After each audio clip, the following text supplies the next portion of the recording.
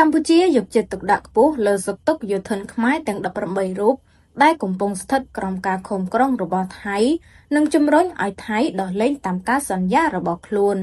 អាយុដំទេរដ្ឋមន្ត្រីលីធុញអនុប្រធានទី1អាជ្ញាធរមានកម្ពុជាបានស្នើឲ្យអង្គការកាកបាទក្រហមអន្តរជាតិបន្តតាមដានសុខទុក្ខរបស់វីរៈកងទ័ពកម្ពុជាទាំង18រូបនិងជំរុញឲ្យថៃដោះលែងយុទ្ធនកម្ពុជាទាំងអស់ការលើកឡើងនេះធ្វើឡើងកាលពីថ្ងៃទី1ខែធ្នូឆ្នាំ2025អំឡុងពេលនៃជំនួបពិភាក្សាការងាររវាងអាយុដំ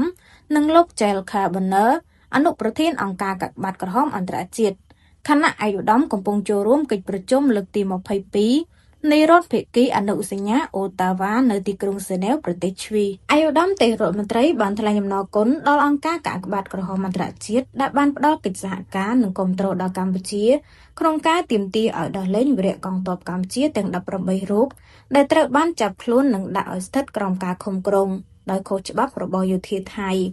អាយុដំក៏បានស្នើដល់អង្គការកាកបាទក្រហមអន្តរជាតិបន្តតាមដានសុខទុក្ខរបស់វីរៈកងទ័ពកម្ពុជាទាំង18រូបនិងជំរុញឲ្យថៃដោះលែងយោធិនកម្ពុជាទាំងអស់ឲ្យបានឆាប់រហ័សជាទីបំផុតដើម្បីឲ្យពួកគាត់អាចត្រឡប់មកជួបជុំគ្រួសារវិញប្រកបដោយសុខសុវត្ថិភាពជាការឆ្លើយតបលោក Jel Carboner បានលើកឡើងថាអង្គការកាកបាទក្រហមអន្តរជាតិនឹងបន្តតាមដានសុខទុក្ខវីរៈកងទ័ពកម្ពុជានិងសន្យាធ្វើការជាបន្តចំពោះបញ្ហានេះជាមួយគ្រប់ភាគីពាក់ព័ន្ធ